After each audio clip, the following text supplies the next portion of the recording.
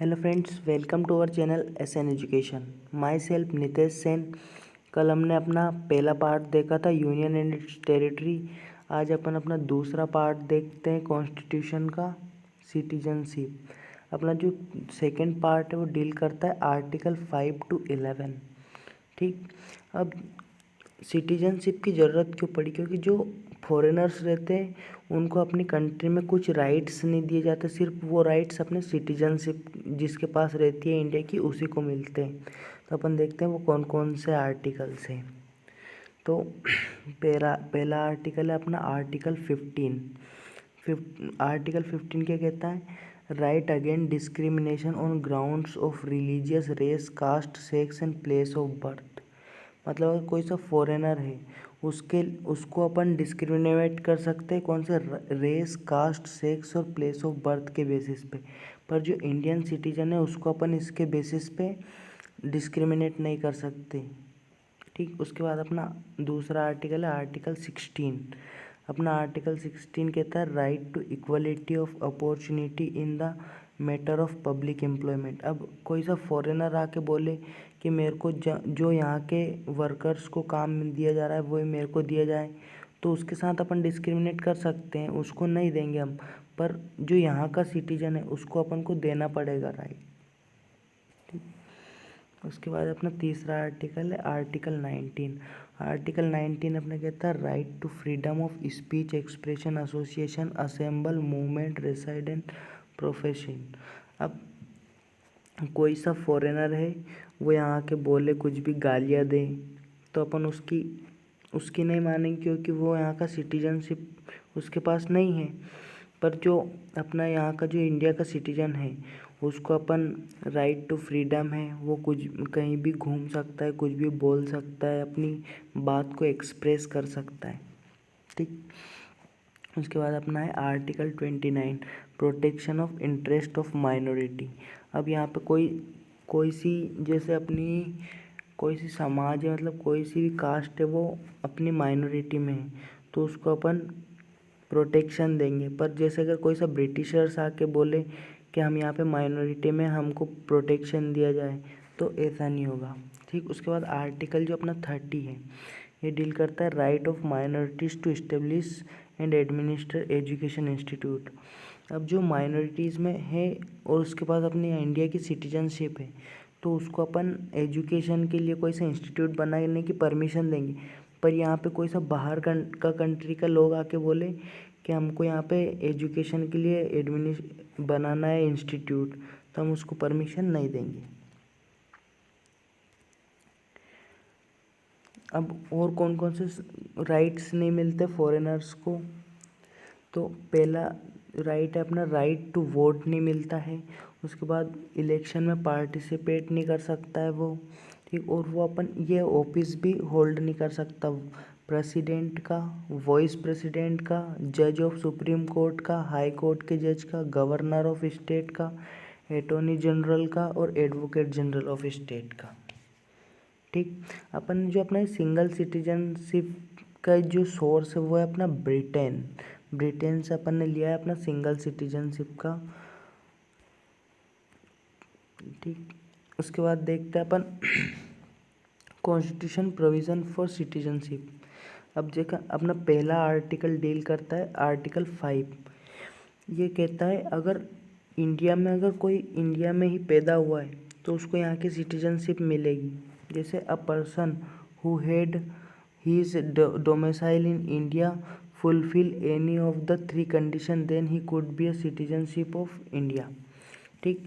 कौन कौन सी? He was born in India, either of his parents born in India, या तो वो खुद यहाँ पे पैदा हुआ हो या उसके पापा यहीं के हो, और या he has been reside in India for 5 years immediately before the commencement of the constitution. जब कॉन्स्टिट्यूशन अपना कमेंसमेंट मतलब एक्ट में आया उसके पहले 5 year पहले से यहाँ रह रहा हो तो भी उसको सिटीजनशिप मिलेगी। उसके बाद अपना आर्टिकल जो 6 है डील करता है कि a person who migrated to from Pakistan can become Indian citizenship if either his parents और grand parents born in undivided India. अब जो कोई सा भी इंसान है जो पाकिस्तान रह रहा है, पर अगर उसके पेरेंट्स और ग्रैंड पेरेंट्स अगर अनडिवाइडेड इंडिया में अगर बोर्न हुए हो तो उसको इंडिया की सिटीजनशिप दी जाएगी। ठीक, उसके बाद अपना आर्टिकल 7 कहता है कि अगर कोई सा पर्सन है वो माइग्रेट हो गया पाकिस्तान, पर वो बाद में फिर इंडिया आना चाहे अगर रीसेटलमेंट के लिए, तो उसको इंडिया की सिटीजनशिप मिल जाएगी।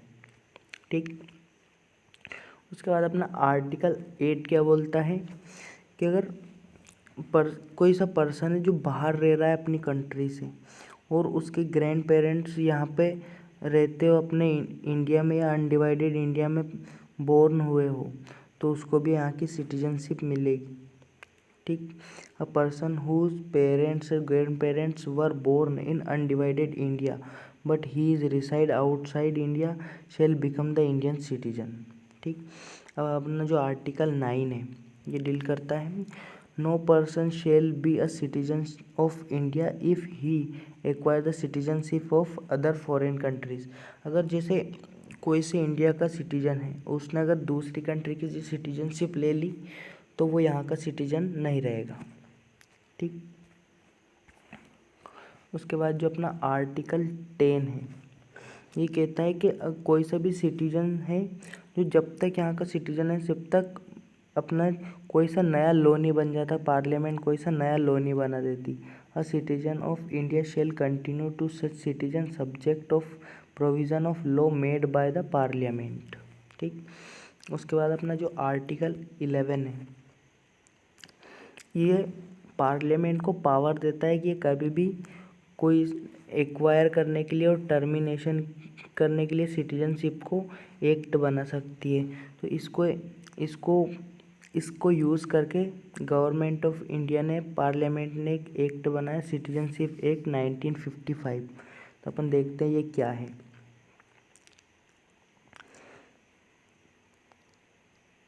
अपना जो गवर्नमेंट ऑफ इंडिया एक्ट है ये अपना कौन सा 1955 में जो बना था सिटीजनशिप एक्ट, इसमें दो कैटेगरी थी अपनी। एक तो एक्विजिशन ऑफ सिटीजनशिप कि कैसे सिटीजनशिप ले सकते हैं और कैसे लॉस कर सकते हैं। तो लेने के 5 तरीके थे और अपने लॉस करने के 3 वेज थे। ठीक, तो क्या क्या थे अपन देख लेते हैं। पहला था अपना by birth, bye decent, bye registration और बाय नेचुरलाइजेशन और बाय इनकॉर्पोरेशन ऑफ टेरिटरी। और रिमूव होने के क्या क्या थे, बाय रेनंसिएशन, बाय टर्मिनेशन और बाय डेप्रिवेशन। तो अपन एक एक करके देखते हैं। पहला था बाय बर्थ। बाय बर्थ क्या है, those who are born in India are considered to be a citizen of India if only both their parents are citizen of India. अब ये बाय बर्थ क्या कहता है कि अगर वो यहाँ पे इंडिया में ही बोर्न हुआ हो और उसके आइदर कोई भी एक मतलब पेरेंट्स यहाँ के सिटीजन हो तो वो बाय बर्थ यहाँ का सिटीजन होगा।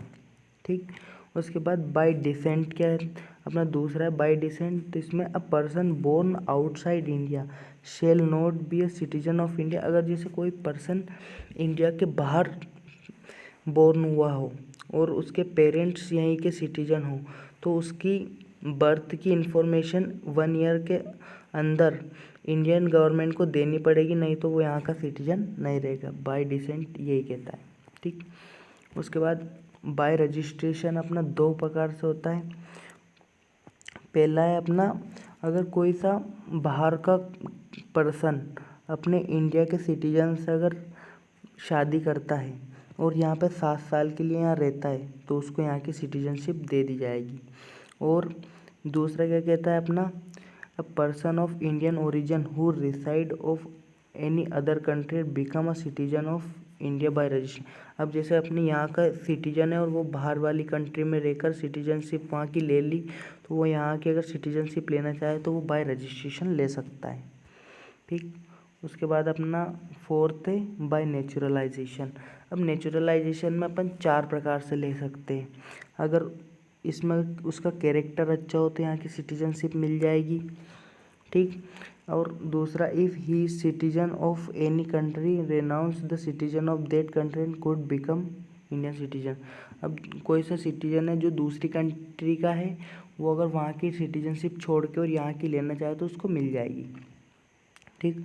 उसके बाद अगर उसको अपने जो 8th शेड्यूल में जितनी लैंग्वेजेस है उसमें से अगर किसी भी एक लैंग्वेज का नॉलेज है तो भी उसको सिटीजनशिप मिल जाएगी नेचुरलाइजेशन से। और अपना 4th कैसे ले सकते हैं, अगर उसको कोई सी भी ये जो सर्विसेज दे रखी है जैसे literature, science, philosophy, human progress and world peace, इनमें से किसी का भी एक का नॉलेज हो तो भी उसको सिटीजनशिप मिल जाएगी। अब अपन देख लेते हैं कैसे कैसे सिटीजनशिप अपनी टर्मिनेट होती है। ये अपना लास्ट और बच गया था, उसमें एक और देख लेते अपन, बाय इनकॉर्पोरेशन ऑफ टेरिटरी। अगर कोई से अपन फॉरेन कंट्री की टेरिटरी अपने अंदर लेते हैं तो गवर्नमेंट ऑफ इंडिया डिसाइड करेगी कि उस टेरिटरी में जो पर्सन्स रहते थे उनको इंडिया की सिटीजनशिप मिलेगी या नहीं मिलेगी। अब देखते हैं अपन लॉस ऑफ सिटीजनशिप। अपना पहला है बाय रेनेंशिएशन। रेनेंशिएशन मतलब अगर अपने यहाँ का कोई सिटीजनशिप है वो उसके खुद की मर्जी से अगर यहाँ की सिटीजनशिप छोड़ दे तो उसको कहते हैं अपन रेनेंशिएशन बस। और दूसरा है अपना बाय टर्मिनेशन। अगर किसी